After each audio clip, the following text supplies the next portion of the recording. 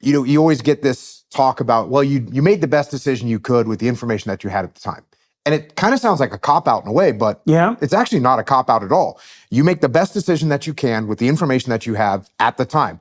Like, what more can a human being do than make the best decision they can with the information that they had at the time?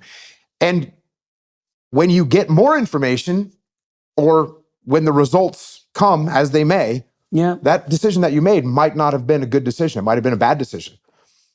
But there's number one, there's nothing you can do to change it. Like, it already happened. You made the decision. And then I would always look at the guys and say, what was their intent behind this decision that they made? Like, why did they do that? Because if we can decipher that, and their intent was they wanted to make a good move to get their guys out of a bad situation, what more could I want from a leader than to make a decision that's doing their best with the information that they had at the time to maneuver out of a bad scenario to take care of their guys? There's nothing more I could hope for.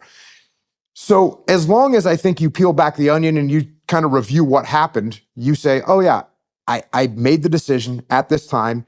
Of course, if I had this other information, I change it, but I did what I did.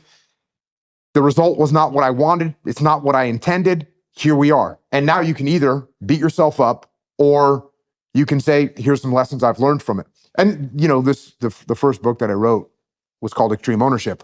The opening chapter of that was a fratricide that took place where I was the guy in charge, where one of my SEALs killed a friendly Iraqi soldier in a terrible situation. And of course, we could go back, and the hindsight's 2020, and I could have done this, and I should have done this, and I should have done something else. And I didn't. And that's on me. And so I think, that initial part, if we're going to talk about forgiveness, the first part of that is taking ownership, to say, yep, this was my call. This was my decision. This is the move that I made. That's me. It's not anybody else, it's me.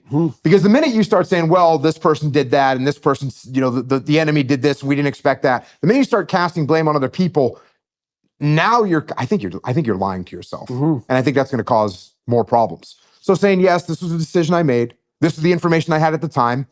It ended up being a bad decision. Here was my intent behind it, and I've got to move forward.